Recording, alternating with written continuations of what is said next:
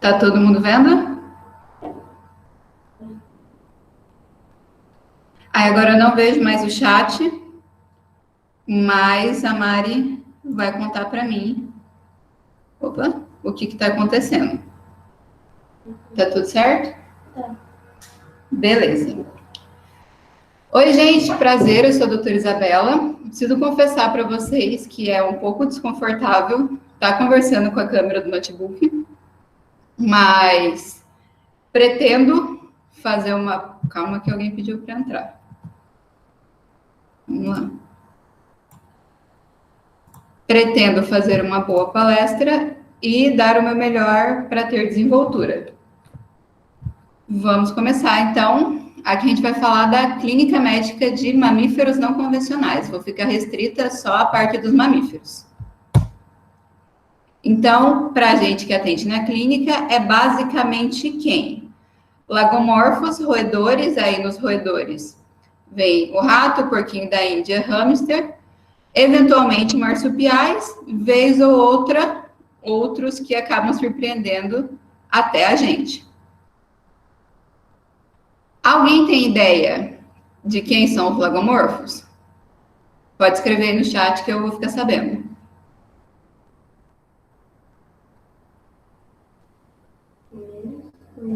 Quem respondeu?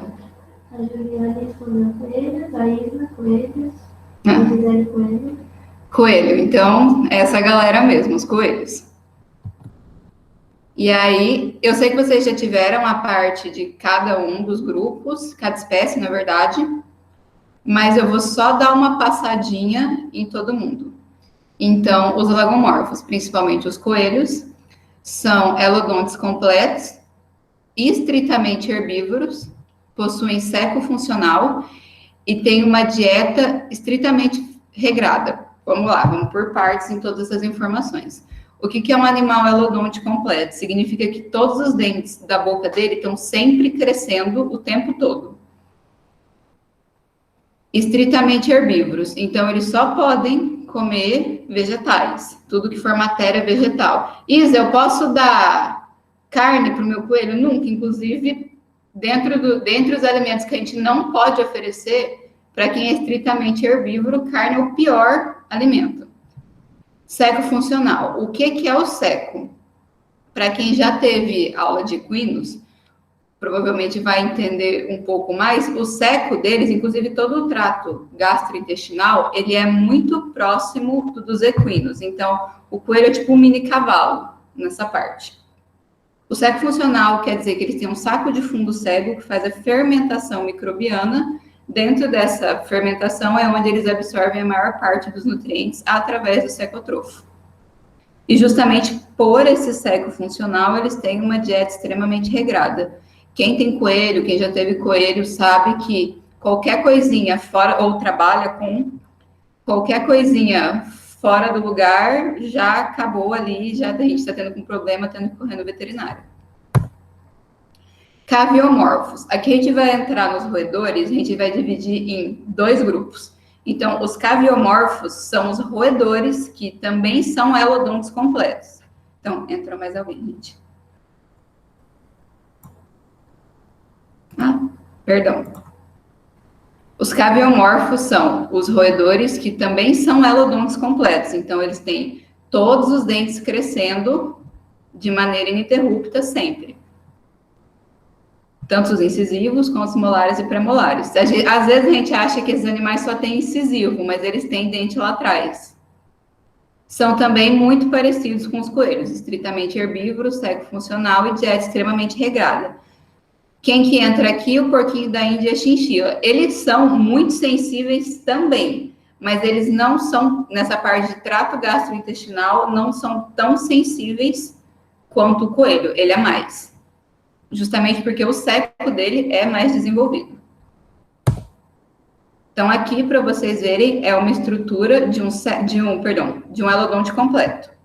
Aí, o dente deles, eles não têm raiz e ápice igual o dente do nosso, por exemplo. Eles têm a coroa de reserva e a coroa clínica. A coroa clínica é o que a gente vê, e a coroa de reserva é o que está aqui dentro.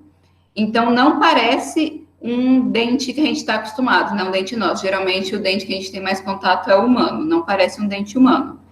E tanto os molares e pré-molares quanto os incisivos têm esse aspecto de terem esse crescimento contínuo. E uma coisa importante, ele pode crescer tanto para baixo quanto para cima, porque ele é igual, em toda a sua estrutura ele é igual. Se a gente pegar esse dente e virar de ponta cabeça, ele funcionaria perfeitamente, com a mesma função, diferente do nosso, que a gente vira, a raiz aparece ali, o dente não funciona mais. Aqui, eita, tá com som. A gente entra nos miomorfos. Os miomorfos, eles são elodontes incompletos. Então, só o incisivo deles cresce o tempo todo.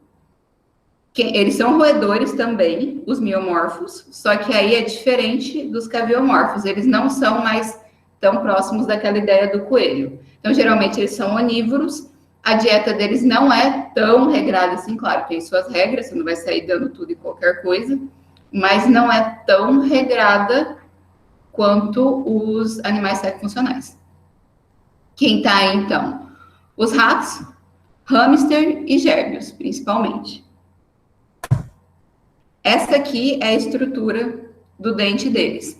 Então, se vocês, para quem não lembrar do dente do coelho, então aí se a gente vê o incisivo parece muito com o deles, mas a hora que entra ali molar e premolar já não tem nada a ver, parece muito mais um dente humano, que a gente está acostumado, do que esse dente elodonte completo. Ah, eu acabei não falando, vou botar aqui, no começo, mas se vocês tiverem alguma dúvida, vocês mandam, que a Mari está ali vendo tudo, e eu prefiro que me interrompa no meio, para a gente pegar e esclarecer a dúvida, do que lá no final. Lá no final eu vou abrir para perguntas também, mas eu prefiro que seja aqui no meio, que a gente já está falando o assunto está fresco na cabeça. Tudo bem? Continuando.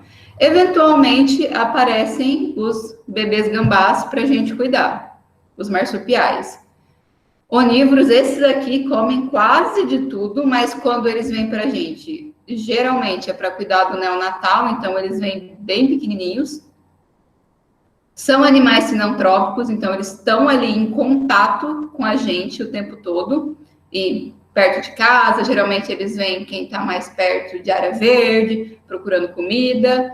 Então é nessa ideia, eles estão sempre próximos da gente. Eles têm um marsúpio, que é aquela bolsinha igual a do canguru, eles também têm. Aqui, se vocês conseguirem ver, mesmo ela sendo filhotinha, dá para ver já o marsúpio. Ah, claro, vai aumentar depois quando ela crescer e tudo, mas já aparece esse marsúpio. E cauda prensil, é isso aqui que vocês estão vendo. Então, ela se segura por ali, ela consegue sustentar o peso todo do corpo. Inclusive, o membro mais desenvolvido de quem tem cauda prensil geralmente é a cauda. Vamos falar das principais afecções desse pessoal.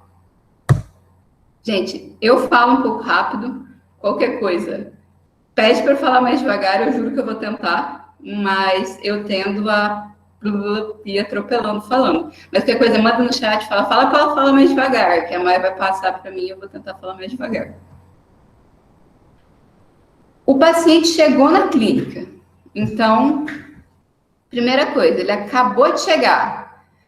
Eu já vou pegando, calma. O que está acontecendo? Geralmente, a gente já tem ideia do que está acontecendo quando o tutor liga ou a gente conversa com ele por mensagem. Ele está com dor? É alguma coisa que está causando dor? Geralmente, quase tudo causa dor nesses pacientes. Então, está com dor? Ele comeu alguma coisa? Eles têm um metabolismo muito rápido. Ele está em hipoglicemia? Está tudo certo com ele? Ele está respirando, dependendo do quadro, o paciente chega aqui, ele não está nem respirando. Qual que é a temperatura? Às vezes você pega na mão assim, o ratinho está gelado de tudo. Parece que você está pegando um cubo de gelo. Tem perda de sangue? Então tem um sangramento ativo? Está caído? Gente, animal exótico, ele não fica caído. Ele não vai chegar aqui e ficar deitado no fundo da gaiola, ou o tutor vai soltar e vai ficar deitado. A menos que seja, assim, casos muito específicos, que é um paciente muito manso, ele vai estar em alerta, ele vai estar procurando, ele vai estar cheirando. Então, ele chegou caído, já tem alguma coisa muito errada acontecendo. Esse paciente está assim, tá com, nem precisa, ó, ele está respirando, mas ele está com dificuldade.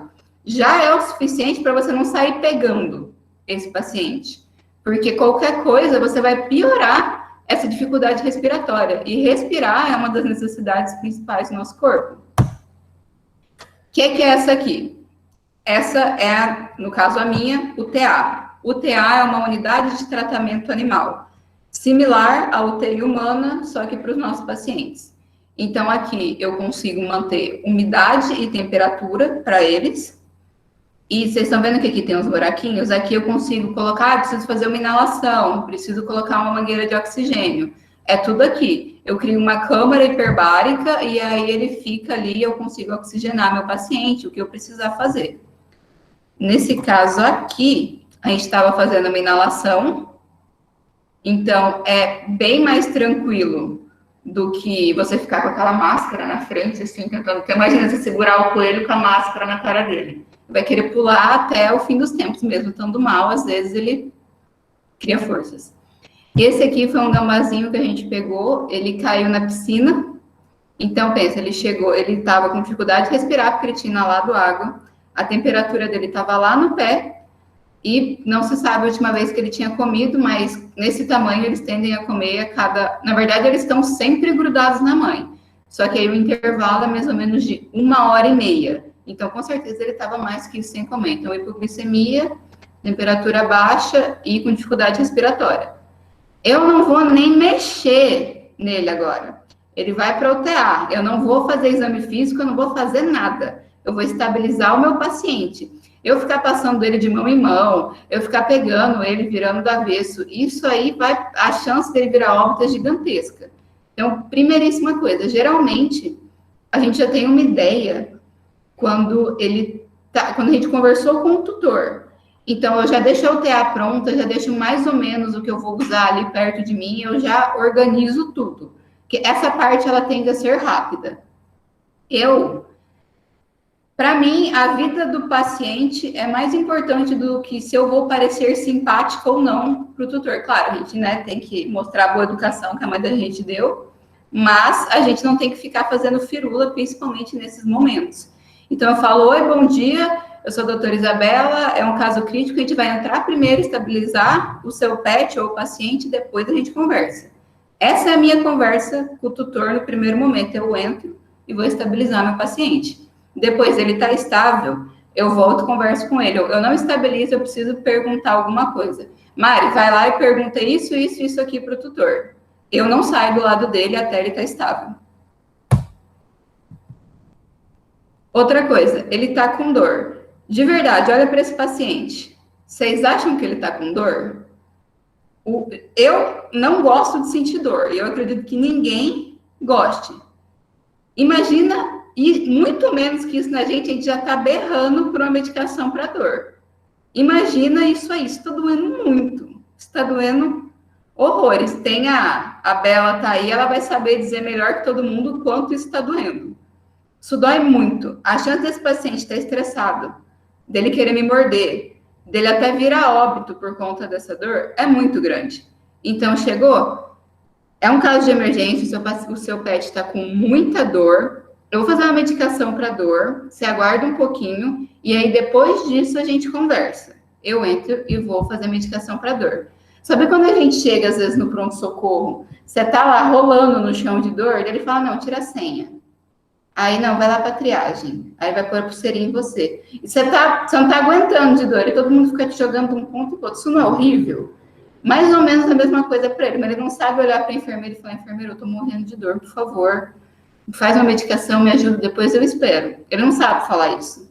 Então, é a gente que tem que ter esse discernimento. O paciente está com dor, medicação para dor, depois eu converso com você. Você está me pagando para eu cuidar do seu pet, então, peraí que eu vou fazer isso. Primeiro, entrando na nossa primeiríssima afecção, êxtase gastrointestinal. Com certeza, isso é o que eu mais atendo disparado. Os animais secofuncionais são os que mais têm essa patologia.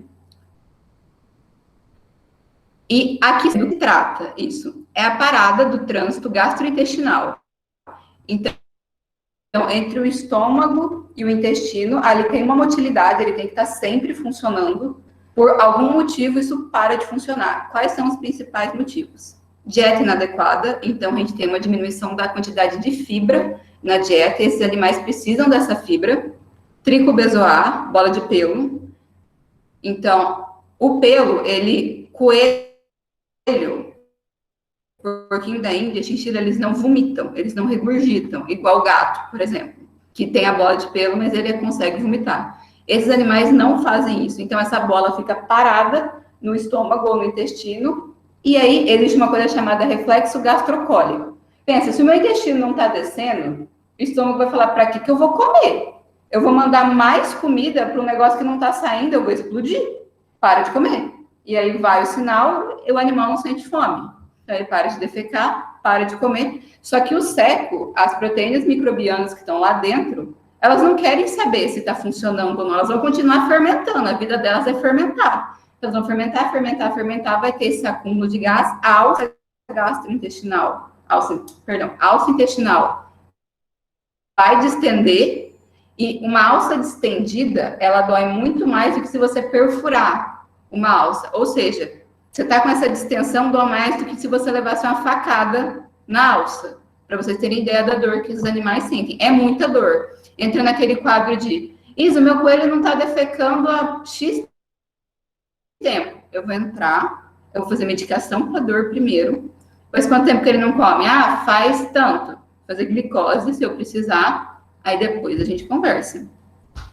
Um dos erros mais comuns que acontece e a gente acaba tendo esse tipo de patologia é a parte da fibra que eu comentei com vocês. Essa aqui é a pirâmide alimentar do seco funcional, dos animais herbívoros.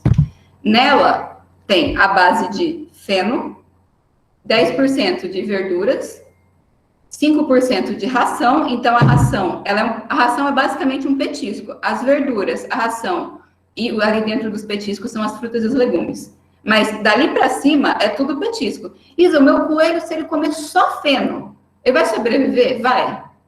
Se ele comer só feno. Então, o mais importante, a vida dele é feno. Feno é a solução de quase todos os problemas da clínica de mamíferos não convencionais. A grande maioria seria solucionado com feno na dieta. Ninguém conta isso, nem na aula, algumas aulas sim, mas usualmente nem na aula, nem quando você vai comprar um coelho, um porquinho da Índia, nem quando você vai em alguns locais, assim, você leva numa casa para ajudar, geralmente ninguém te conta isso. Doutora Lorena, pode dar frutas quantas vezes na semana? Só um instante, que tá me hidratando. Depende da fruta. Por quê? Esses animais geralmente são de clima frio. Então, eles não têm acesso a frutas tropicais. Então, aquela banana que é doce pra caramba, maçã, pera, é tudo muito doce. Quando a gente vai dar esse tipo de... que são justamente as que a gente tem acesso aqui. E bem mais barato, bem mais fácil. Quando a gente vai dar esse tipo de fruta, e eu vou falar para vocês, eu gosto muito de fazer essa analogia. É mais ou menos o tamanho da minha unha. Então, é pequeno. É um pedaço desse, quando são essas frutas bem doces, a cada 2 dias. Então, dia sim, dia não. A gente pode dar. Isa, eu vou comprar um morango, um mirtilo para o meu coelho. Aí você pode dar todo dia, que são essas frutas que são mais azedas. Tem algumas frutas, tipo a uva, que eu não gosto de jeito nenhum que coma, principalmente por causa da semente. Então, depende da fruta. Mas vai ser uma quantidade, não sei se vocês já viram um mirtilo, ele é bem pequenininho. Isa, quantos mirtilos eles podem comer por dia? É um mirtilo. É um pedacinho de maçã a cada 2 dias. Você corta uma rodelinha da banana, assim, uma rodelinha fina, nada de rodela regada. Então, uma rodelinha da banana a cada 2 dias. A banana geralmente é o que eles mais gostam e é extremamente fermentativa. E uma coisa que, aproveitando esse gancho, eu espero ter respondido a pergunta, mas aproveitando esse gancho da pergunta, quando vocês pensam em coelho, qual é o primeiro alimento que vem na cabeça de vocês? Mari, conta para mim qual é o primeiro alimento que vem na cabeça deles. Não é feno, garanto. A Lorena falou cenoura. Cenoura, a Bruna falou. Cenoura, cenoura. Alguém mais pensa numa coisa diferente? Acho que é a ideia do coelho da cenoura. Cenoura tem muito açúcar, o beta-caroteno. Ele é extremamente difícil de ser eliminado. Ele vem acabando com o rim. Então, leva a um quadro de insuficiência renal.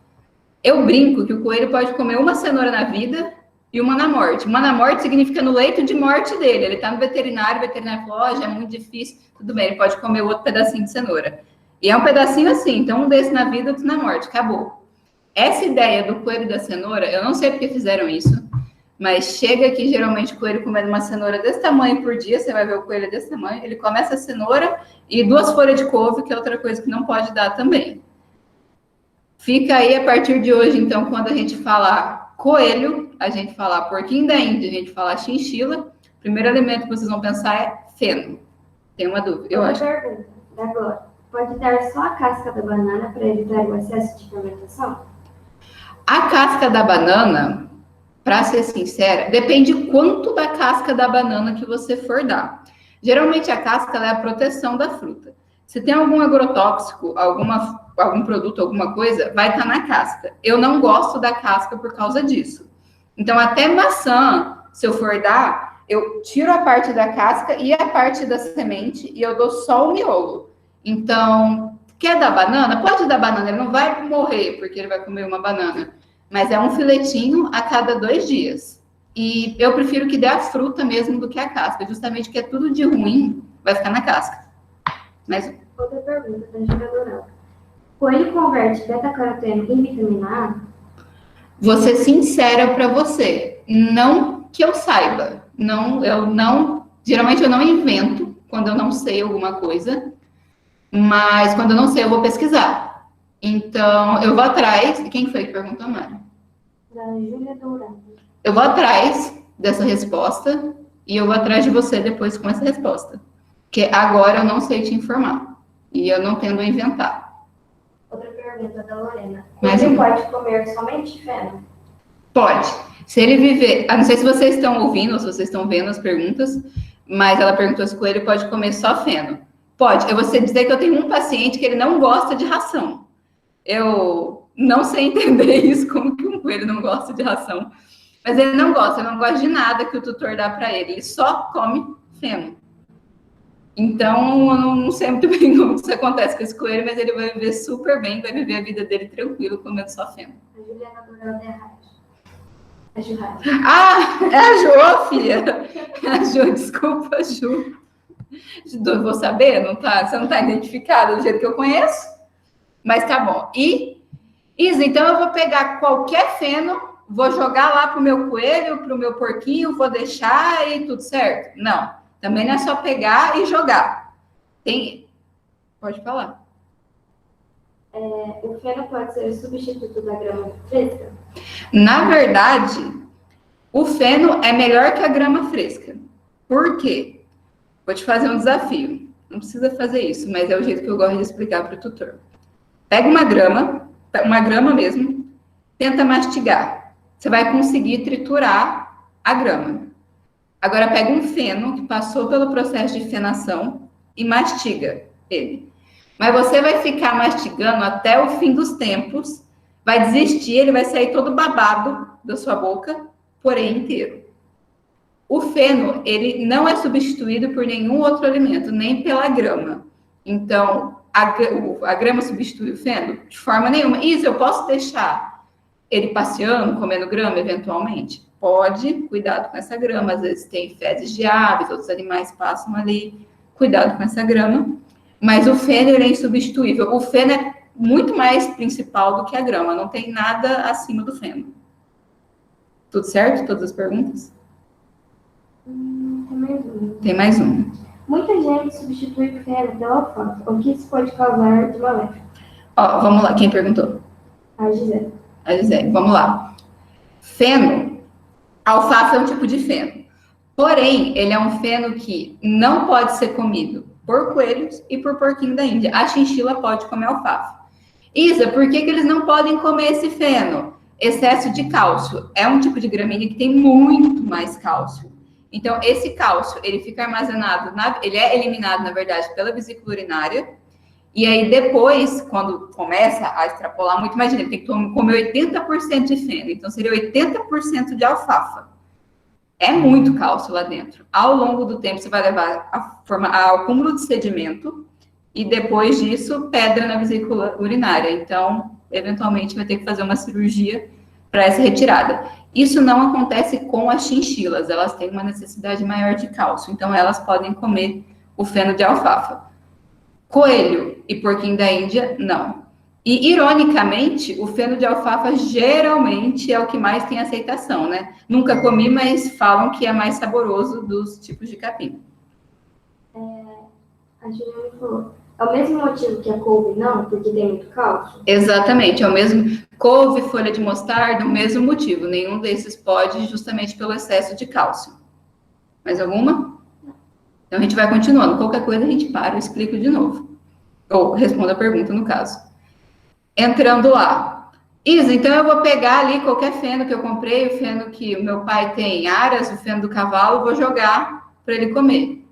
Negativo. É um pouco irônico, mas se vocês verem, o feno tem muito pó. Esse pó do feno pode levar a afecções respiratórias, e às vezes até algumas na pele, dependendo da quantidade de pó.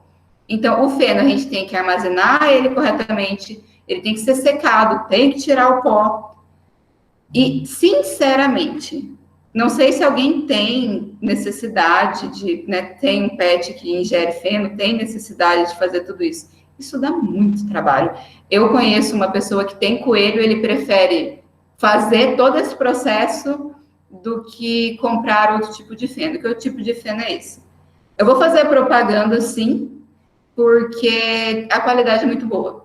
Então, tem o nosso parceiro, que é a Toca dos Coelhos, é da Gi e do Rafa. Eles trabalham vendendo feno, e eles fazem justamente todo esse feno e outras coisas mais, mas principalmente feno. E eles fazem todo esse processo que você deveria fazer com o feno. Ele vem embalado, dividido em rolinhos, é só tirar e dar. É muito mais fácil do que você ter que ficar tendo todo esse cuidado com a qualidade do feno. Fora que, o meu coelho não come feno de jeito nenhum. Eu já dei tudo quanto é tipo de feno, não sei o que, não come.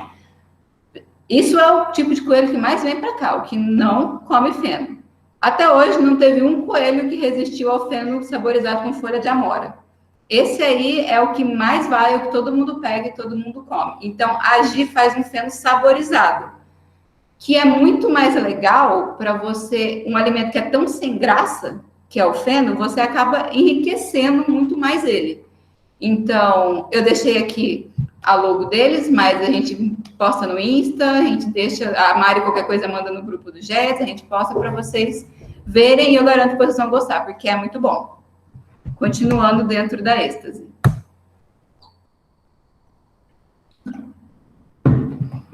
É a parada total do trânsito gastrointestinal, igual eu tinha explicado para vocês. Por que ocorre? Principalmente manejo alimentar incorreto, tricobezoar ou desbiose. Além de tudo, dentro do século, lembra que eu falei que tem aqueles micro-organismos. Lá tem micro-organismos bons e ruins. Igual, por exemplo, a nossa barreira cutânea da pele, a mesma coisa. Adivinha, de todos esses alimentos que eu falei, qual vocês acham que faz o bom crescer e qual você acha que faz o ruim crescer?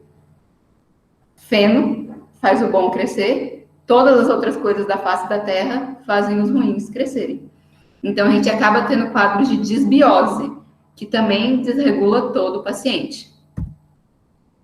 Esse aqui é o cocô normal dos coelhos, então a gente vai ver principalmente por alterações nas fezes ou parada total. E eles produzem, quem tem sabe que é cocôzinho, é bolinha o dia todo dia. Essas aqui são as fezes normais. Esse é o colar de pérola, geralmente por conta de tricobezoar. O secotrofo, que parece um cachinho de uva. Então, esse é normal. Geralmente, a gente não vê, porque eles não fazem no chão. eles pegam direto da fábrica e comem. Fora, então, assim, aqueles cocôs que não tem um padrão, todo desregulado, pequenininho, diminuição do tamanho. Duplo, então, eles começam a ficar juntinhos, ele não consegue separar os cocôzinhos. Diarreia e cocô com muco, fezes com muco. Isa, é um desenho, muito bom, inclusive. Mas o que é normal? Isso aqui é normal. Você tem que pegar um cocô de coelho, ele tem que estar desse jeito. Grande, volumoso, você pega no dedo, ele esfarela. Isa, o cocô do meu coelho não tá assim, tá errado. Ah, mas ele tá pequeno, tá errado. Ah, mas ele tá uma bolinha, mas ele tá só pretinho, tá errado. Se não tiver assim, tá errado. Ah, ele tá fibroso, mas ele é bem pequenininho, tá errado. Esse é o único cocô certo de coelho. De resto, tem alguma coisa errada acontecendo. E o que a gente faz? Correção da dieta, estimula o peristaltismo, cuidado, às vezes tem um trico bezoar muito grande, alguma outra coisa que está obstruindo completamente. Então, dependendo do quanto você estimular, você pode causar uma ruptura dessa alça. Laxantes, hidratação desses pacientes é fundamental para vocês terem ideia. Um coelho, quando ele está com êxtase gastrointestinal, a gente faz 150 ml quilo dia para eles. Então, é bastante fluido. Vai uma fluido, assim, federal. Isso dói. A alça está aumentada. Ela está gigante. Isso dói muito. Isso dói que... Imagina o cavalo com cólica, que cai no chão e rola. É a mesma coisa. Isso dói pra caramba. Analgesia sempre, porque isso dói muito. E é analgésico que age em alça, não é? Você não vai querer dar um tramadol e vai achar que isso tá fazendo analgesia. Sim, alguma analgesia tá fazendo, mas comparado à dor que ele tá sentindo, o adipirona era melhor, então tá fazendo nada. Dentro ainda mais ou menos na mesma linha. As patologias odontológicas vêm logo seguidas da êxtase, nos problemas que a gente tem na clínica, e dentro dos elodontes também estão associadas principalmente com a dieta incorreta. Por quê? Esses animais têm o dente crescendo o tempo todo. Então, essa aqui é mais ou menos, do jeito que está ali, o dente, é mais fácil eu mostrar aqui, né? O dente do coelho. O dente do coelho, ele é retinho. O do coelho da chinchila, mais ou menos assim, ele é retinho. O do porquinho da Índia, ele é inclinado num ângulo de 30 a 45 graus. Então, ele funciona da mesma forma, mas ele fica inclinado. Quando eles vão mastigar o feno, eles fazem uma mastigação, no caso do coelho, lateral. Então, ele mastiga assim. Ele não abre e fecha a boca mastigando igual a gente. Ele mastiga lateralizando. Toda essa superfície raspa nessa superfície e tem o desgaste do dente. Quando ele vai comer ração, imagina, aquele mesmo teste da grama. Eu boto uma ração na boca, uma ração de coelho, tento quebrar com o meu dente, que não é elodonte. Eu quebro a ração do coelho. Não mastigo o feno. Então, a ração é muito mais fácil de eu mastigar. Ele só equilibra aqui, porque tem uma parte que fica em contato sempre. Ele equilibra essa parte que fica em contato em nhaque. Acabou. Mastigou, acabou. Então, não teve quase desgaste nenhum. E o desgaste que teve foi só nessa parte. E qual que é o principal problema disso? Visto que, geralmente, eles vêm comendo só ração. Essa parte. Aqui, não tem desgaste nenhum, porque a gente está ali só desgastando no meio. Então, elas vão continuar crescendo. Vão formar as pontas dentárias. Eventualmente, ele vai continuar raspando esse meio e desgastando esse meio. E aqui continua crescendo. Aqui tá como uma ponta mesmo, mas ele vai tipo mais lateral, assim. Isso vai crescendo, desgastando o meio, só desgastando esse meio, aqui cresce para cá, aqui cresce para cá, e o dente fica nesse formato. Então, ele deita o dente. Depois que esse dente deita, esse paciente ele é crônico. A gente mudou a matriz germinativa do dente. Ele já nasce torto, ele não nasce mais assim. Ele nasce deitado. Isa, tem como eu consertar a boca desse coelho? Tem. Eventualmente, você vai fazer um desgaste nele a cada X tempo. Esse tempo, geralmente, varia de paciente para paciente. Ai, por que não tem como eu mudar? Como que a gente conserta um dente que está torto? A gente bota aparelho. Se eu boto um aparelho aqui, nesse coelho, mês que vem ele está aqui já, porque cresceu. 2 meses, esse aparelho já foi embora, já cresceu e já desgastou, ele comeu o bracket. Então, é impossível, porque esses dentes estão crescendo o tempo todo. É desgaste de tempos em tempos. Esse aqui é a cara do nosso desgaste. Então, aqui, vamos lá. A gente tem a nossa mesinha, tem o nosso coelho maravilhosamente entubado pela nossa anestesista Isabela Costa, que está aqui atrás. Aqui não está com luz. De verdade, na foto parece que a boca do coelho é desse tamanho. Eu juro para vocês, a boca é desse. Eu quase entro, vocês estão vendo aqui, eu quase entro com a lanterna na boca do coelho para fazer esse desgaste. É minúscula. E, obviamente, conforme menor o coelho, menor a boca. Às vezes a gente vai fazer o coelho, eu tenho isso aqui de trabalhar, a Bela ainda coloca um tubo, as coisas dela, eu falo, beleza, vou fazer a cirurgia aonde, colega? Mas a gente se ajeita. Aqui, não sei se vocês conseguem ver, eu acredito que sim. Responde para a Mari no chat, por favor, se vocês estão vendo que tem uma pontinha aqui e aqui. Dá para ver? Sim. Beleza. Essa aqui é aquela ponte que eu desenhei para vocês. Ficou igualzinho, eu sei. Então, ela vai crescendo, crescendo, e ela chega num ponto que ela encarcera a língua. Então, essa língua para de funcionar, ele não consegue deglutir. E vocês estão vendo que esse dente ele já não está mais reto para cima, ele está um pouquinho inclinado. Então, esse aqui já é um paciente crônico, ele já começou a inclinar esses dentes. E a gente vê também pelos incisivos. O incisivo dele já não está mais simétrico. Tá vendo que ele está todo bagunçado. Vocês estão vendo esse dentinho aqui atrás? Parece que tem um incisivo com outro incisivo. Parece que tem 4 incisivos. Quem sabe o que é isso?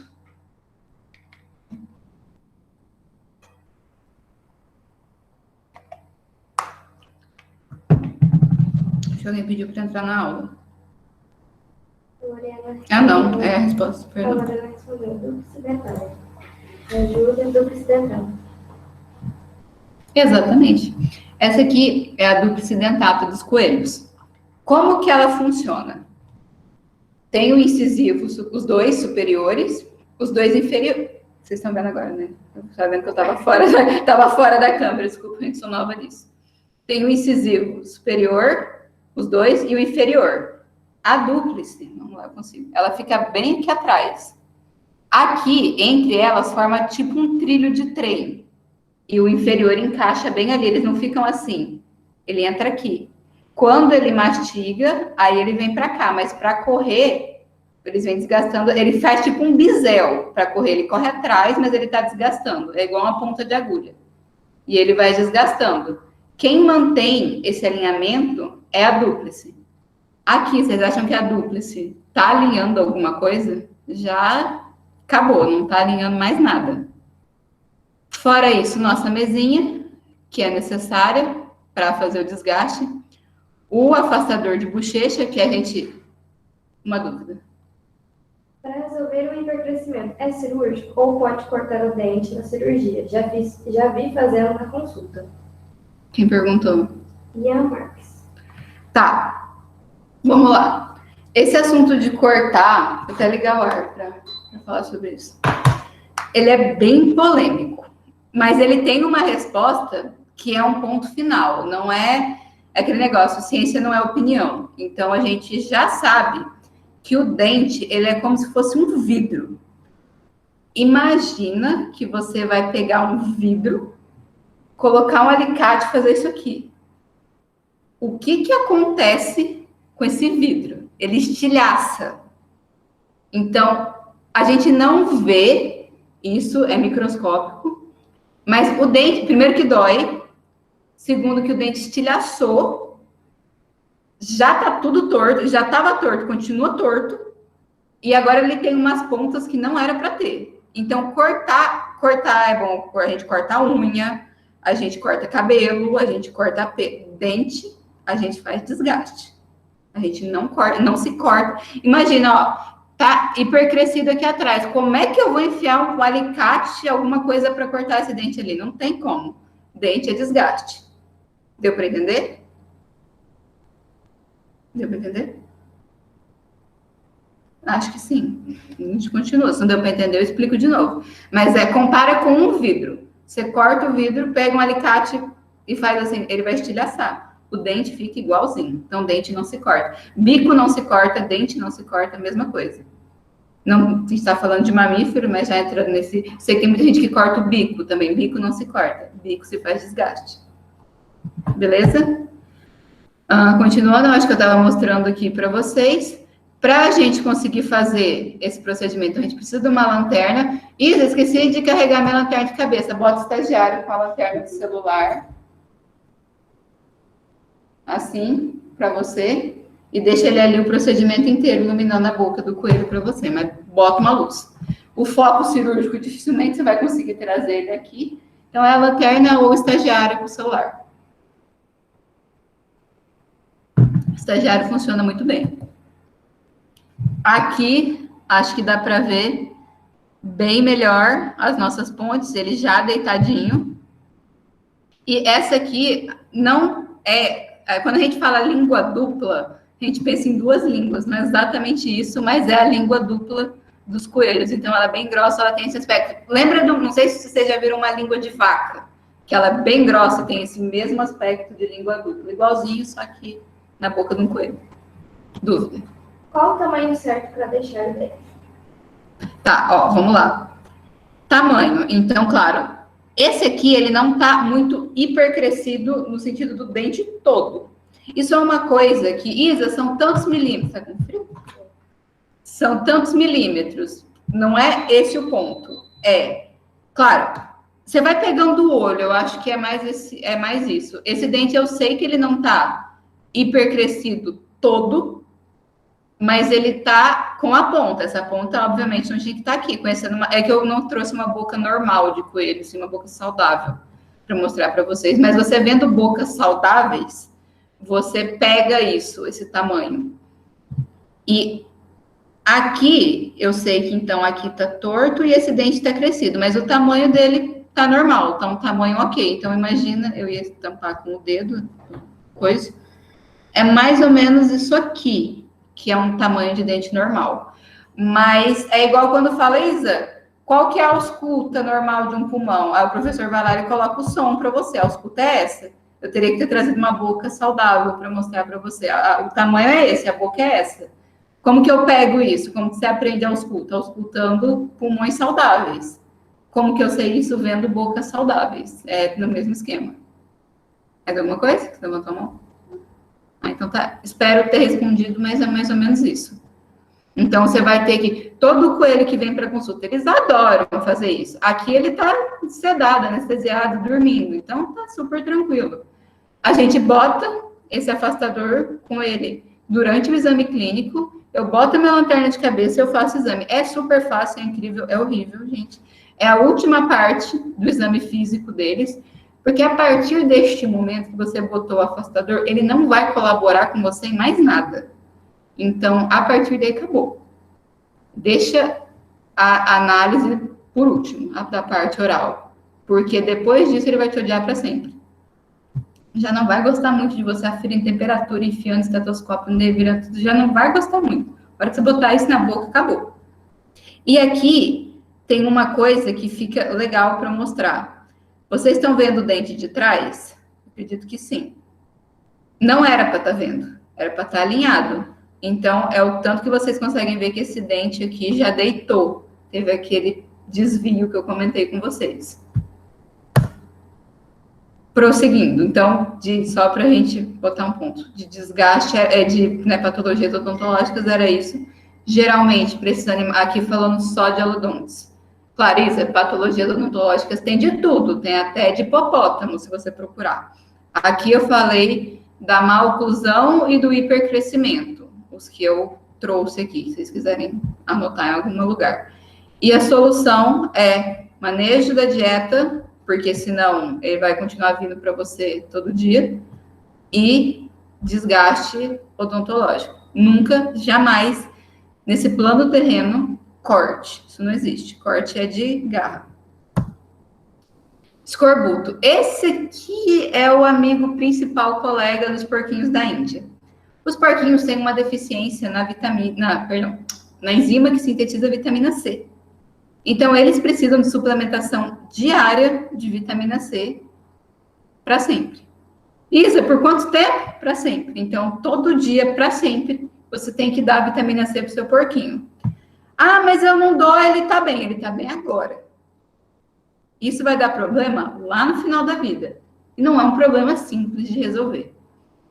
Ela atua principalmente na imunidade, a vitamina C, mas nos porquinhos. Ela causa paresia, rigidez muscular, quebra da imunidade, estomatite e dermatofitose.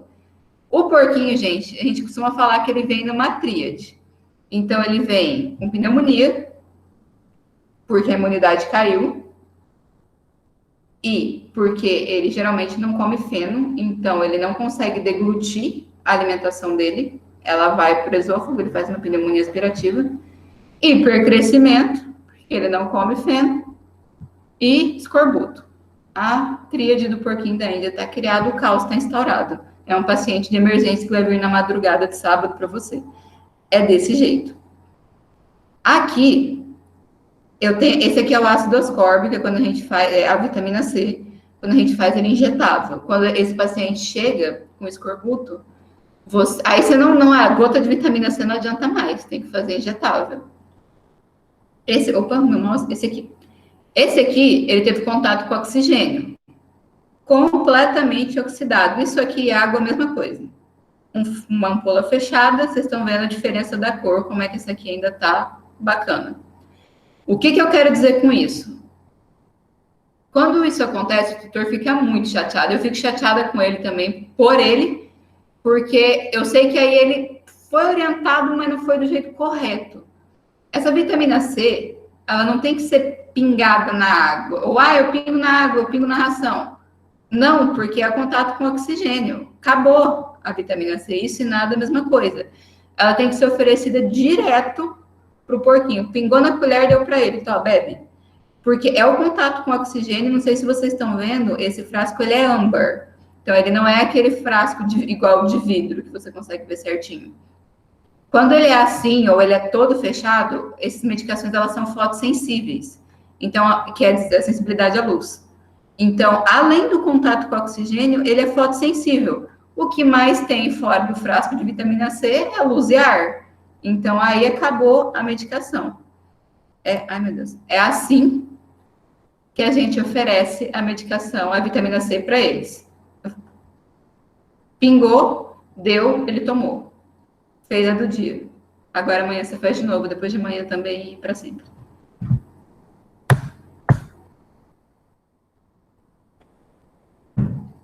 O tratamento, suplementação com essa vitamina C, ele chegou ruim, aí não adianta mais querer pingar a gotinha na boca dele, isso era antes, agora injetável.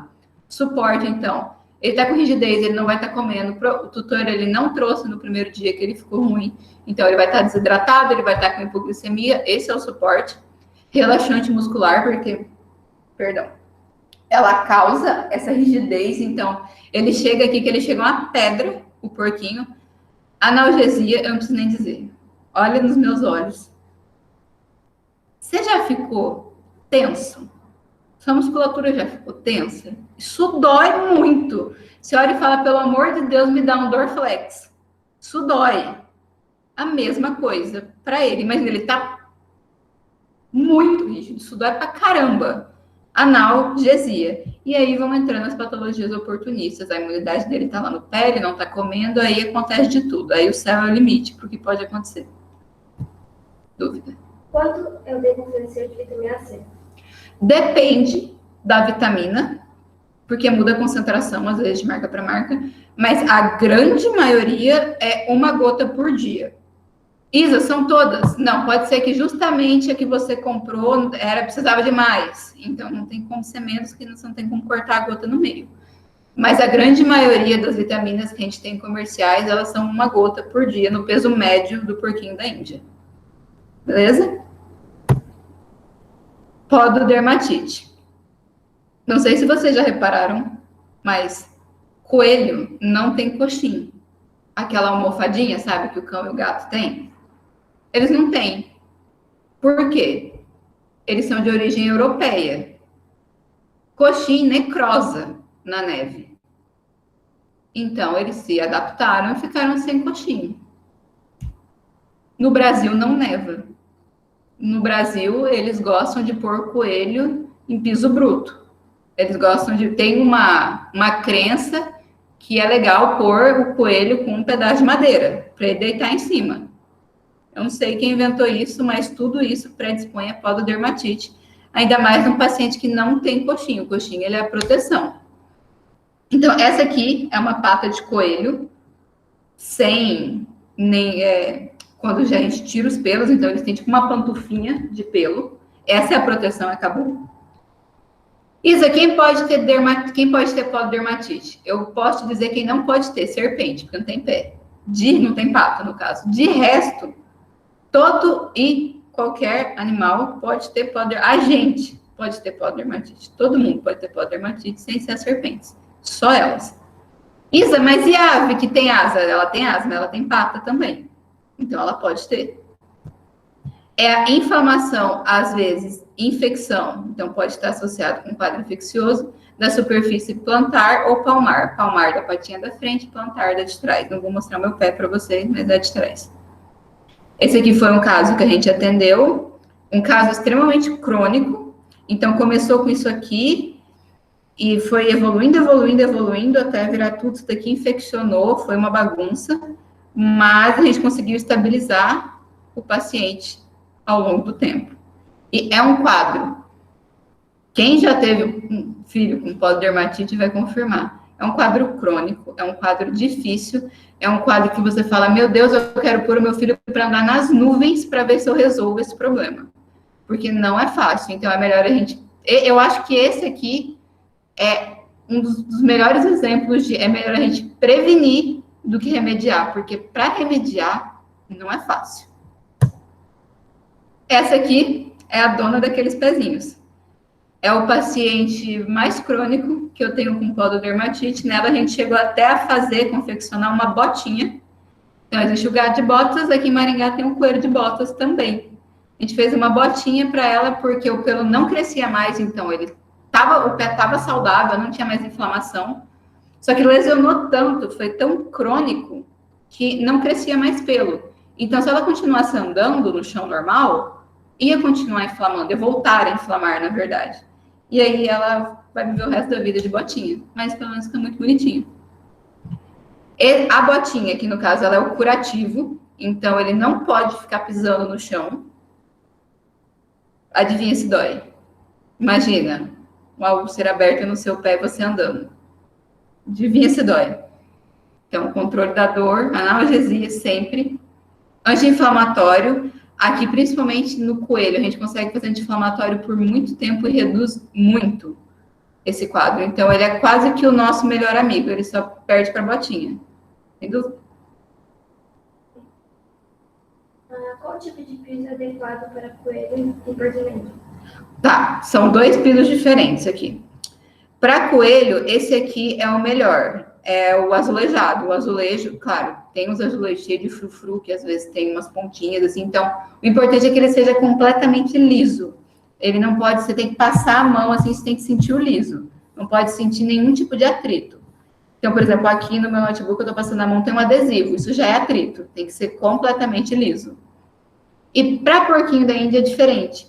Porquinho da Índia tem que ficar no soft. Eu não sei se vocês já viram soft, mas ele é um paninho bem fofinho, assim, muito parecido com aquele pano que eles colocam para bebê ficar em cima. O porquinho precisa do soft e o coelho, um piso liso, já é o suficiente.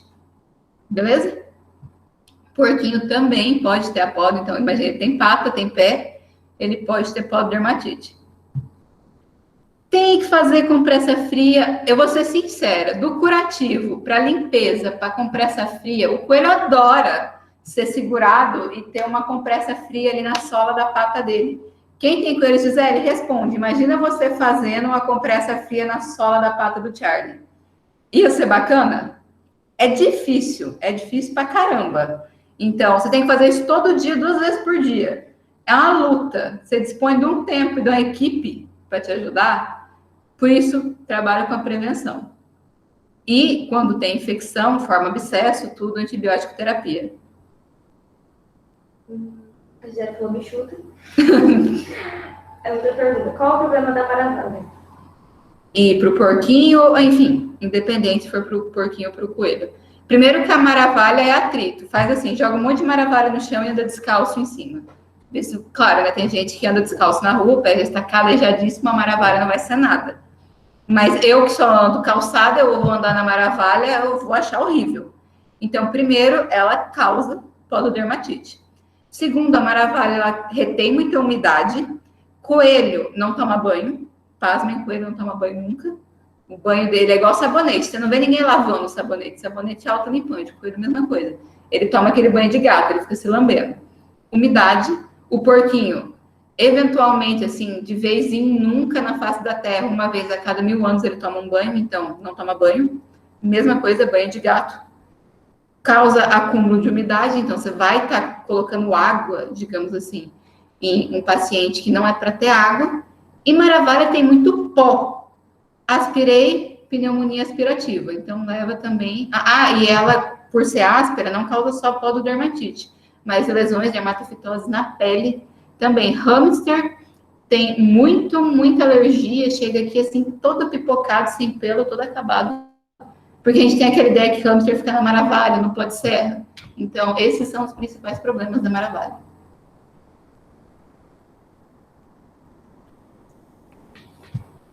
Tem mais? Não. Vocês viram ali, a Gisele é a dona da Toca dos Coelhos. Ela tem um coelho. E, assim, eu tenho um também, eu vou dizer, se eu tivesse que cuidar da sola do pé do meu coelho, limpar, fazer tudo, eu estaria provavelmente morta. Ele ia acabar comigo. Ainda mais que eu moro sozinha, eu tenho uma equipe para me ajudar. Então, isso é difícil de fazer, até para os coelhos mais mansos. Mas tem que fazer, né? Tá com pododermatite, aí você pega 2... É o seu, Mari? 2, 3 estagiários e resolve. Ou é o da clínica? Não, não é o da clínica.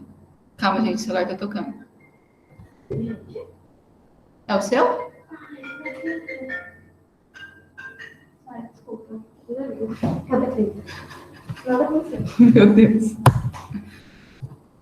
Gente, não era tutor, tá? Era um amigo. Por isso que a gente não atendeu. Pode ser que a gente tenha que atender o telefone. Afecções respiratórias, até que a gente comentou já, entrando nesse assunto da maravalha. Geralmente o que vem é bronquite e pneumonia. Bronquite é inflamação. Mari, esteja lá fora, por favor. A gente tem que atender, a Mari atende. Significa isso. Voltando, inflamação do brônquio e pneumonia, aí é o comprometimento total do pulmão. Total ou parcial, né? Mas é o comprometimento do pulmão, de fato. Aqui, a gente tem um pulmão que está levemente acometido. Esse aqui, se eu não me engano, não me falha a memória, é um pulmão de rato, que são os queridinhos da pneumonia. Então, o pulmão, ele tem que ser... Ele não pode ser muito preto também, mas ele é, digamos assim, o mais preto possível. Se vocês virem aqui, vocês vão ver essas ramificações nele. Então, isso aqui já indica inflamação para mim. E radiografia, geralmente é o exame que a gente mais faz quando está suspeitando, enfim, quando a gente quer diagnosticar. Isa, é o melhor exame? Não. O ideal, o bacana, seria fazer uma tomografia. Mas, dificilmente, o tutor vai querer pagar uma tomografia. Então, ainda mais para pneumonia. Então, a gente se contenta com a radiografia. Esse aqui é o som, então, não tem, a respiração normal não faz barulho. Esse aqui é um ratinho que provavelmente está com pneumonia. Eu vou colocar o som para vocês ouvirem. Eles escutam som? Vocês escutam som? Ah, então vamos lá.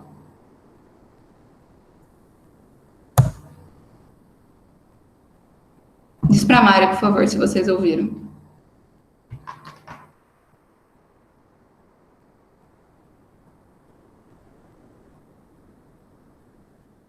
Roda de novo? Vou rodar de novo. Não vai escutar. Ah. Eu vou pedir para ela mandar. Eu acho que não tá todo mundo no grupo do GEAS. Eu vou pedir para ela, da Unicesumar. Eu vou pedir para ela mandar lá e eu vou postar na minha página no Instagram também. Vou postar esse vídeo. Aí vocês escutam. Porque eu realmente queria mostrar isso para vocês. Mas parece um som. Parece um Fusca tentando dar partida. Acho que a Mari deu um bom exemplo. Parece um Fusca tentando dar partida. Exatamente isso. Antibiótico terapia, quando a gente tem infecção. Isso, mas eu vou fazer controle da dor com a pneumonia? Alguém já teve pneumonia? Aí, isso dói. Você fica lá. O intercostal acaba. Então, dói pra caramba isso. Fora que você tá ali com um processo infeccioso, você geralmente não quer comer, você tá tenso, seu corpo inteiro tá doendo, então entra na dor muscular. Dói. Tá associado muito à inflamação, anti-inflamatório. Inalação. É bem legal de fazer nesse assim. Ela é quase... Não, ela é tão importante quanto tudo. Expectorantes, em alguns casos, mas a inalação ela já funciona também como expectorante. Especificamente nos ratos que têm essa predisposição a problemas respiratórios, a gente fala que o rato ou ele vai morrer de pneumonia, quando você tem um rato, ou ele vai morrer de pneumonia, ele vai morrer de tumor. É uma das duas coisas. Então, eles têm essa predisposição. Um umidificador é muito legal para você ter em casa. Isa, mas ele não está doente. Não, bacana. É para ele não ficar doente. Você bota aquele umidificador lá, deixa ele, pode deixar ele o dia inteiro. Não vai botar ele dentro da gaiola. Perdão. Para deixar a gaiola molhada, fazer uma piscina. Mas deixar para umidificar o ambiente. Seu rato vai morrer de pneumonia ou tumor, uma das duas coisas. Principalmente as fêmeas. Macho nem tanto. O macho provavelmente vai morrer de pneumonia. A fêmea, ela vai muito mais para as patologias, para os tumores, na verdade. Então, neoplasia mamária, ela é a favorita, que ela está justamente ligada a problemas hormonais.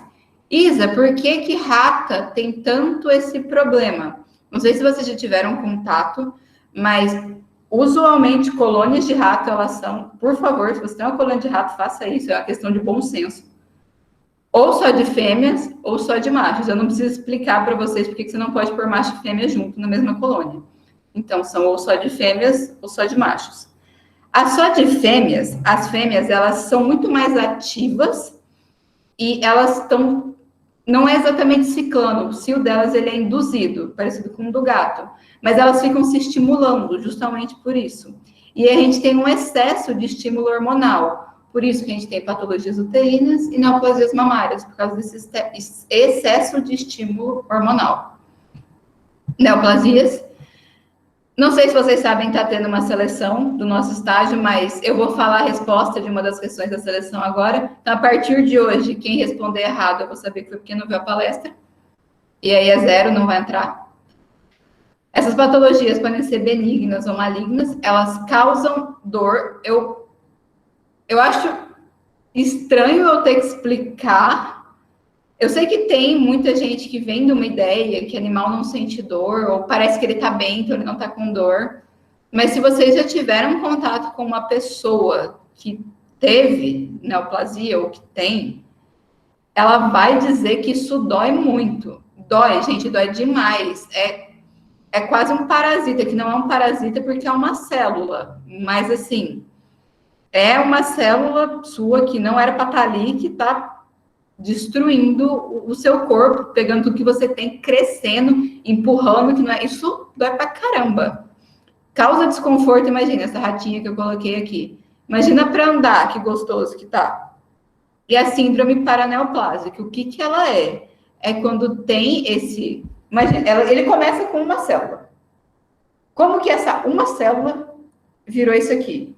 Como que a gente cresce? O que criança come muito e adulto não deveria comer tanto? Porque ela está crescendo, ela precisa de nutriente para crescer. A célula neoplásica, a mesma coisa. Ela precisa de nutriente para crescer. De onde vocês acham que ela vai pegar esse nutriente para crescer? É do coitado do paciente. Então, ela começa, por isso que geralmente quem tem câncer acaba emagrecendo. Porque essa célula está ali sugando tudo que ele é. Essa, basicamente, é a síndrome paraneoplásica. Então, isso dói, isso incomoda, isso deixa ele fraco, e por isso que é uma patologia tão complicada. Uma pergunta. É como uma castração por evitar? Vamos lá. Cadê minha água, Mari? Tô com sede. Enfim. Ela vai buscar água. A castração, ela é bem legal para evitar. Agora, comum, eu não usaria a palavra comum. Sinceramente, as pessoas... Porque, vamos lá, vamos me organizar aqui. Por que ela não é comum? Porque ela tem um risco alto, principalmente nesses pacientes tão pequenos. Por isso que ela não é comum. E ela funcionaria evitando igual cão e gato? Sim, o problema é que o cachorro é desse tamanho, o rato é desse. Mas, numa utopia ou com a medicina evoluindo, na verdade, como está, a gente vai chegar no ponto que não vai ter um risco tão grande. Isa, eu posso fazer só porque eu quero evitar? Eu posso, então, uma castração seria uma cirurgia letiva? Eu posso. Mas aí você vai da sua ética profissional, eu espero que você tenha. Você vai chegar para o tutor e vai falar assim, ó, a gente pode fazer, funciona, vai diminuir a chance, mas é uma cirurgia que tem mais riscos do que se fosse, por exemplo, uma coelha, que é um paciente maior. Então, pode fazer? Sim. Funciona? Sim. Mas ela tem mais risco pelo tamanho do paciente.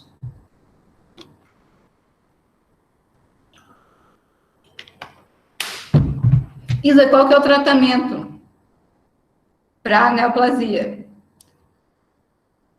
Se você quiser tentar, você pode fazer o que você quiser ali com pressa, furar, virar do avesso, não vai diminuir, não vai sumir. Isa, e quimioterapia? Você acha que a quimioterapia vai tirar essa bola desse tamanho? Mas isso aí seria tipo uma bola de futebol para mim. Você acha que se eu tivesse uma neoplasia aqui do tamanho de uma bola de futebol, a quimioterapia resolveu ou eu teria que fazer uma remoção cirúrgica?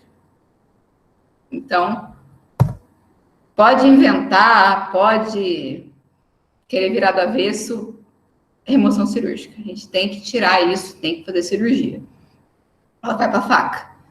A gente tira isso aqui, no caso, o ideal, depende, isso é aquele problema que entra, o tamanho do paciente, é o problema que isso traz para a gente. O ideal seria tirar a cadeia inteira. Às vezes, quando o paciente é muito pequeno, a gente não consegue, ou muito pequeno, ou muito idoso. Quem já viu sabe que a mastectomia é um procedimento complicado, então, isso vai do veterinário, mas pode-se optar por... Não é o ideal, frisando, não é o ideal, mas às vezes se opta por fazer só a nodulectomia, mas o ideal seria fazer mastectomia e castração, a ovariosterectomia, no caso, a cirurgia. E é a mesma ratinha, eu juro. Aqui foi antes da cirurgia, aqui depois que tirou os pontos, cicatrizou. Geralmente eles tiram os pontos sozinhos, o tutor me liga desesperado. Ela virou, deu um jeito de tirar o ponto. Ponto em rata é sempre uma aventura. Então, eu acho que aqui sobrou um ponto dela para eu tirar. Eu sei, eu dei mais de um ponto nisso aqui, por incrível que pareça. E sobrou um só que ela deixou para eu tirar, mas doutor muito dedicado. No dia que ela ficou, eu fiquei a noite inteira acordada olhando para a cara dela, assim, do tipo, você não vai comer esses pontos. Às vezes dá para fazer colar para eles, mas eles costumam saber tirar o colar. E geralmente essa história, ele tirou o colar, pegou o ponto, que socorro. Aí você vai ver, dependendo do tempo, a gente trata por segunda intenção. Depois que você fez a cirurgia, né? Isso aqui não é antes, obviamente. Então, realizar a limpeza, dependendo do paciente, às vezes a gente não precisa limpar, mas são casos específicos. Controle da dor, eu passei um bisturi na pele dele. Isa, mas foi a mama, é só a pele. Pega um bisturi. Não, não faz isso, tá?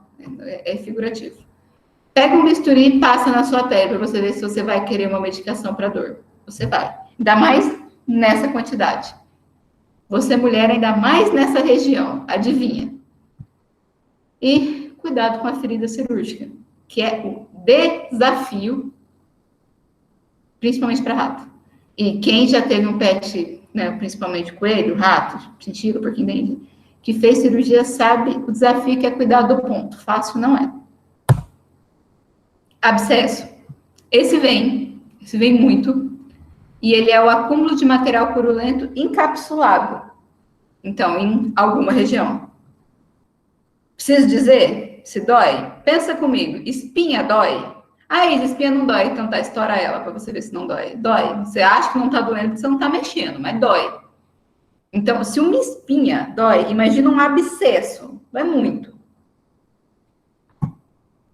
E, principalmente, quando é em membro, o cuidado que a gente tem que tomar. Então, se esse comprometimento, se esse material purulento, porque ele cresce. Então, imagina, ele tem bactérias, elas estão se reproduzindo, crescendo, reproduzindo, crescendo, reproduzindo, crescendo. Se isso cresceu e chegou no osso, a gente teve um comprometimento ósseo. O nosso tratamento, ele varia muito se teve ou se não teve comprometimento ósseo. O exame para saber é a radiografia. Usualmente, a gente faz ela. Isa, eu vou drenar o abscesso, que está escrito encapsulado. Você vai drenar o abscesso, vai sair só o pus, o material purulento. A cápsula vai continuar lá. Adivinha o que tem na cápsula? Bactéria. Essas bactérias vão se reproduzir de novo, esse abscesso vai aparecer de novo, o doutor vai falar, ué, o que aconteceu? E aí você vai lá drenar de novo, vai crescer de novo, e isso vai virar uma coisa repetitiva. Até que o paciente, né, vai virar óbito, enfim. Então, isso é porque vira óbito, porque isso é infecção, isso cai na corrente sanguínea, isso leva a sepse. Então, abscesso mata também.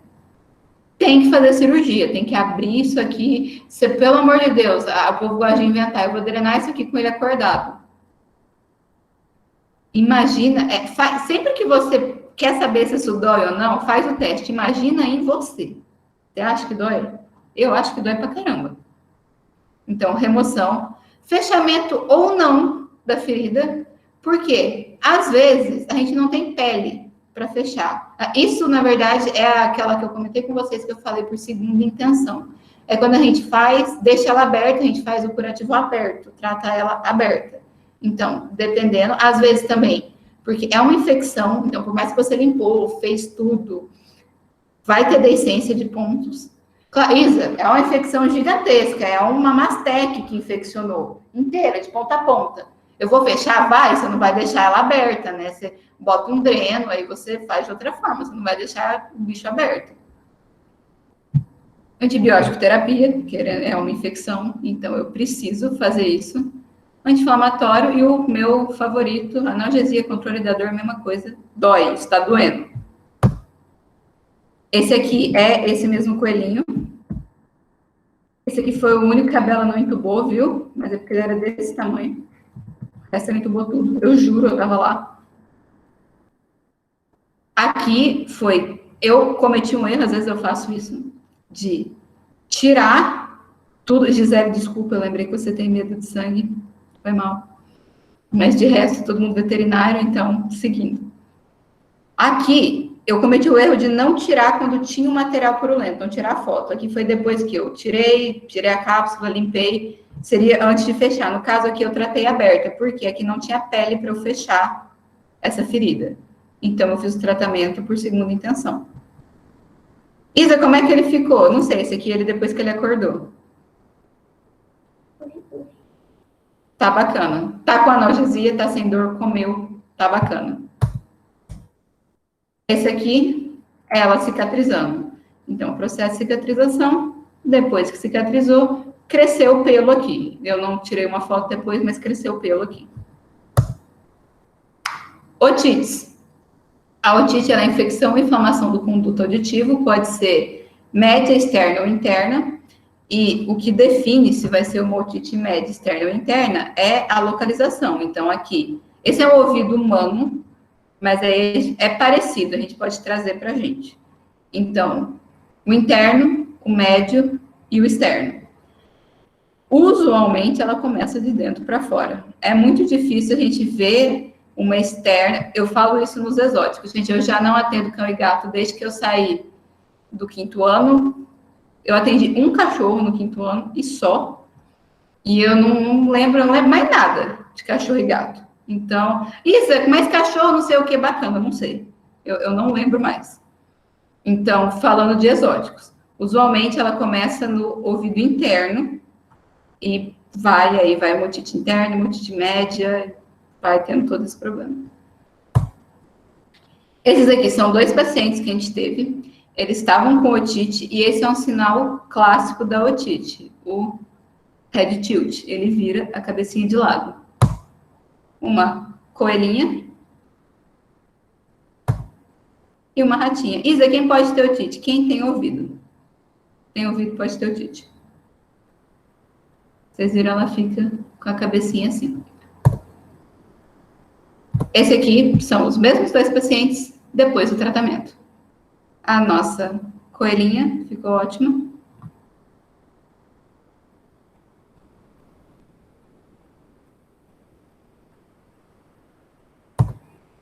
E a ratinha também. Resolvemos. Foi fácil, acredita em mim, não foi? Isa, eu acabei de ver que eu esqueci de pôr o tratamento aqui, mas basicamente antibiótico, anti-inflamatório, controle da dor, dói. E acredito que era isso que eu acabei esquecendo de pôr, mas vou repetir. Antibiótico terapia, anti-inflamatório. Anti-inflamatório importante, local e antibiótico, perdão. Importante, local e sistêmico. Então, tanto no ouvido direto, quanto para ele tomar no organismo todo. E controle da dor, dói. Basicamente, tudo dói. Isa, mas eles não demonstram que dói. Exótico não demonstra que dói. Ele demonstra que dói pré-morte. Então, não espere chegar em pré-morte. Faça antes. Vias de coleta. Eu passei ali antes de começar a falar. Buscando as palavras, mas é basicamente, eu tenho um problema muito grande com a ideia de não dá para coletar, não dá para fazer, não dá para canular, não dá por quê? Tem veia? Você tem uma agulha que entra naquela veia? Dá para chegar na veia? Então, dá para eu coletar, dá para eu acessar.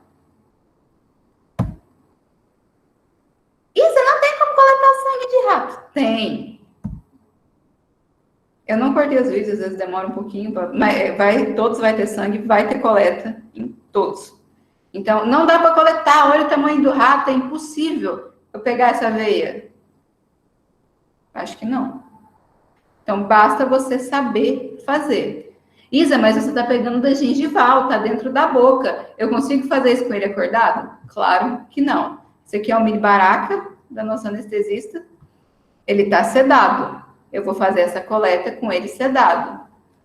Ah, Isa, mas qual é a vantagem disso? Eu já sedei. Se tiver alguma alteração no hemograma, eu já vou estar tendo problema porque ele está sedado. Bacana, mas aí você prefere fazer sua mastectomia com 0 exames, porque vai ter que sedar para coletar, ou você quer sedar para coletar para você ter uma maior segurança na mastectomia? Uma coisa é o tempo da coleta, uma coisa é a coagulação da coleta, é o risco da coleta. Outra coisa é de uma cirurgia. Então, isso é bem diferente. E vem sangue, vem bastante. Para quem, uma vez a gente mandou lá para o laboratório, eles falaram assim, que eu mandei mais sangue de um rato do que outra pessoa mandou de cachorro. Então, vem sangue. Esse aqui é um coelho, não dá para ver tão bem quanto o rato, mas é a coleta da safena, do coelho. Então, nossa, quando as pessoas falam, não dá para coletar de coelho. Tem regras pra caramba. Mas basta você saber fazer. E vem sangue. Mais difícil do que o do rato, na minha opinião, mas vem sangue. Hedgehog, às vezes vem, não sei se vocês sabem, ele é aquele porco espinho bonitinho, que aparece geralmente no Instagram, tem tudo aquela gracinha. Isa, dá para coletar de hedgehog? Claro que dá para coletar. É fácil, eu vou dizer que sim, mas não é. Então, tem veia, eu tenho uma agulha que acessa essa veia, eu coleto. Então, Isa, é sempre que dá para coletar? Você é vampira todo dia? Não, tem dia que eu não consigo, eu também não vou fazer o paciente virar um queijo todo furado, né? Mas, assim, basta uma coisa muito boa, porém pouco utilizada, bom senso. Então, hoje não deu para coletar. Eu vou fazer minha cirurgia sem coleta? Não, eu volto daqui 3 dias, eu tento coletar de novo. Não é sempre que dá, mas tenha bom senso. Pare, tente outro dia. Tem dias que não é dia, tem dia que você está coletando até sangue de pulga. Tem dia que não é dia da coleta. Pode vir um cavalo na sua frente que você não vai conseguir. Gambá. Eu lembro de uma frase que me falaram quando eu fiz estágio no zoológico, que era: se tem cauda, tem veia. Então, é um acesso bacana pra gente. E essa aqui é a minha estagiária, a Mari Supriano, eu acredito que vocês conhecem, fazendo... essa aqui, se eu não me engano, foi a primeira coleta dela. Por que eu estou dizendo isso? Coletar não é fácil. Coletar é prática. Isa, você deixa os estagiários tentarem coletar? Eu deixo. Principalmente quando eu tenho o sangue do paciente já. Ou, assim, já coletei de uma outra via, então eu já tenho a amostra que eu preciso. Você não acha que é cruel com o animal? Eu acho que é cruel o veterinário sair do estágio, se formar, a saúde daquele animal depender dele e ele nunca ter coletado um sangue na vida. Isso eu acho cruel. Então, ele vai estar com a responsabilidade na mão e não vai conseguir. Faça estágio, tente fazer estágio. É isso que você quer? Você não vai chegar no estágio e o vet vai te dar um coelho na mão e falar assim: vai, colega, tira esse sangue aí. Não, você vai ter que provar que você merece aprender, que você merece coletar. Então, você, assim, ele tem confiança para fazer isso. Mas, você sendo um bom estagiário, você vai ter esse espaço.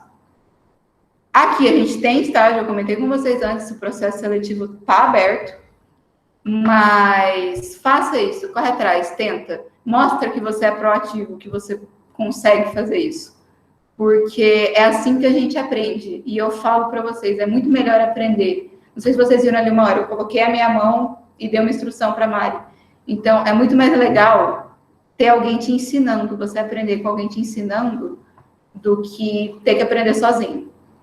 E não é legal brincar com a vida de um pet. Esse pet é a vida de uma pessoa. Então, tenta aprender antes, se possível, corre atrás, tenta aprender antes do que chegar e já enfiar a cara. Esse vídeo tem uma coisa errada, acabando o discurso motivacional.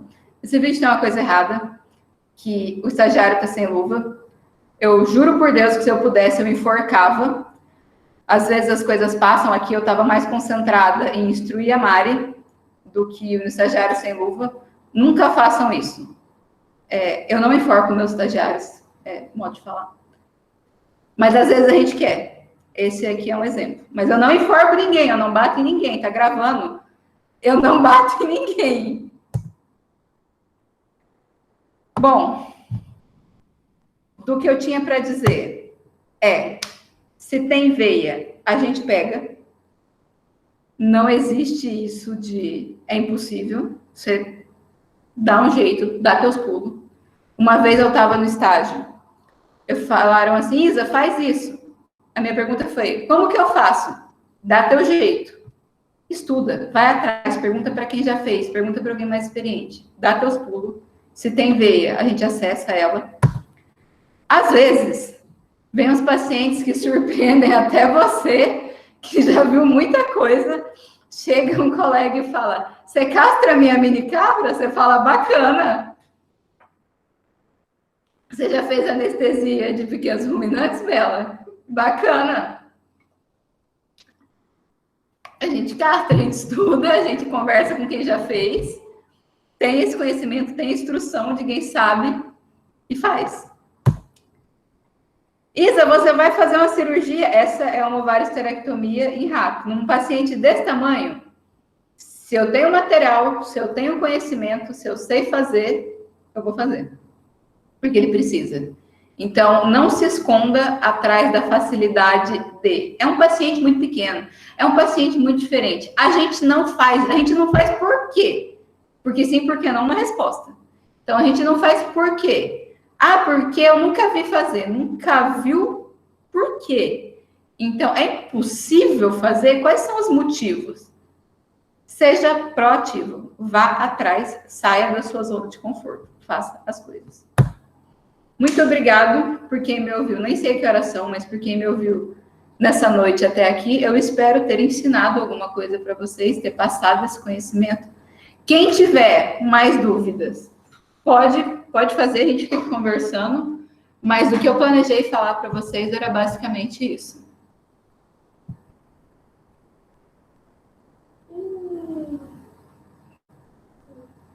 Temos pessoas felizes.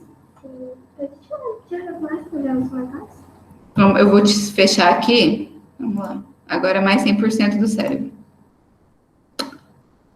E... Mário, eu não sei fazer isso. Eu não consigo. Eu consegui. Pronto. A gente vai disponibilizar a aula, a gente gravou. Então, vai ser disponibilizado aí, a partir disso é com o pessoal do GES. Mas vai ser disponibilizado para todo mundo. Espero que todo mundo tenha gostado, espero ter... A Manu pediu para entrar agora. Manuela, então, a palestra acabou de acabar, tá? Tô perguntando se alguém tem alguma dúvida. Vou mandar um vídeo da ratinha. Vai ter... Eu acho que vocês estão contando presença? Como é que vocês estão fazendo no GES? Essa a gente não vai contar presença, gente. A minha palestra não merece presença. São palestras adicionais. Então, deixa eu parar a gravação, ninguém precisa ver. Como é que eu paro a gravação, Mário? Me ajuda. Preciso de um adulto. Não vai contar presença lá, putz. Tá vendo, né? É chateado. Mas qualquer coisa, se contar presença, a gente tem gravado todos os nomes e a gente adiciona, viu, gente? Não tem problema nenhum. Aqui, muito obrigada.